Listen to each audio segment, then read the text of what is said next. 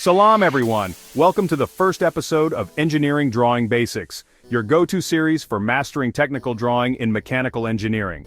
Today, we're starting from the ground up. The tools, sheet setup, drawing standards, and line types you must know before your pencil hits the page.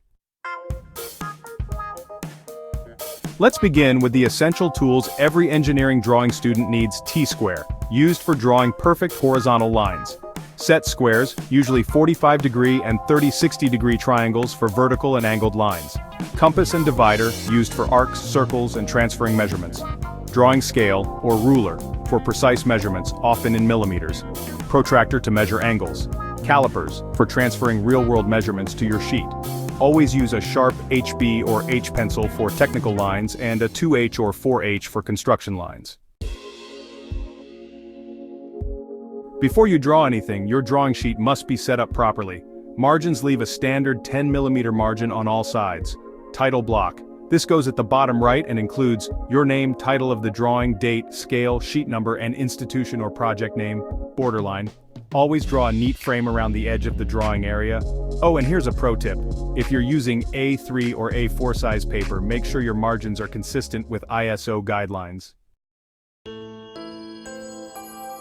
Engineering drawings follow international standards to ensure clarity. ISO, or the International Organization for Standardization, is pretty common in Europe, Asia, and Africa, and it uses metric units, usually millimeters.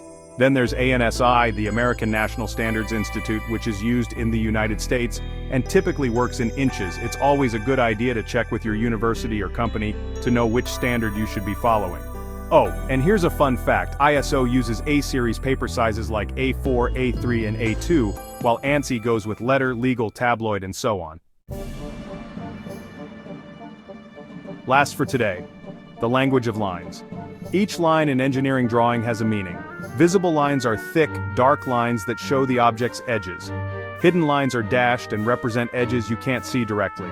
Center lines use alternating long and short dashes to show axes or symmetry. Construction lines are very thin and light, mainly used for layout. Just a heads up, misusing line types can really confuse the reader and, honestly, ruin the design. That's it for episode 1. You've just set the foundation for clear professional engineering drawings.